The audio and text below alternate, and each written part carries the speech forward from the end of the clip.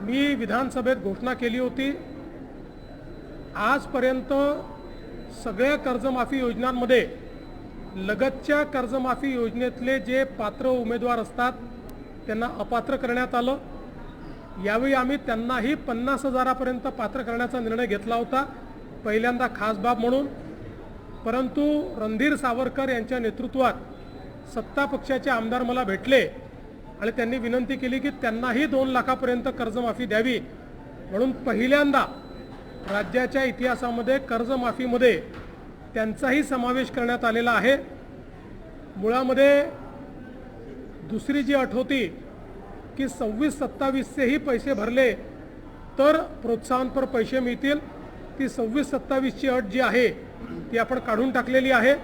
25-26चे पैसे ज्यांनी भरले असतील त्यांना प्रोत्साहनपर अशा पद्धतीनं मदत मिळणार आहे।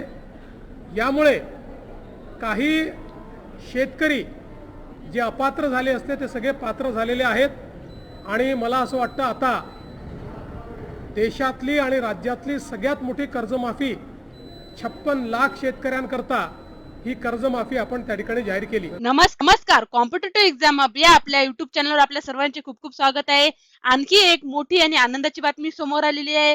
नियमित कर्जफेड करणाऱ्या शेतकऱ्यांसाठी आता सरकारने मोठा निर्णय घेतलेला आहे।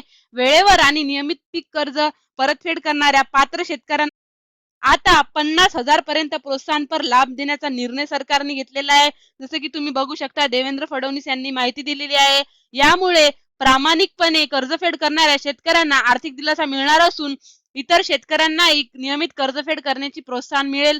मात्र हा लाभ सरकारने निश्चित केलेला आहे। जसं की तुम्ही बघू शकता, सरकारने सांगितलेले आहे की जी 26-27ची जी काही अट होती ती काढली आहे आणि 25-26 मध्ये ज्यांनी रेग्युलर पैसे भरलेले अशांना 50,000 पर्यंत जो काही प्रोत्साहनपर तो मिळणार आहे। जसं की सरकारने सांगितलेले आहे, आर्थिक वर्ष 2025 ते 26 मध्ये वेळेवर पिकाची कर्जाची परतफेड करणाऱ्या पात्र शेतकऱ्यांना 50,000 पर्यंत प्रोत्साहनपर लाभ देण्याचा निर्णय घेण्यात आल्याची माहिती समोर आलेली आहे। या संदर्भात अंतिम टप्पा निश्चित केला जाणार आहे।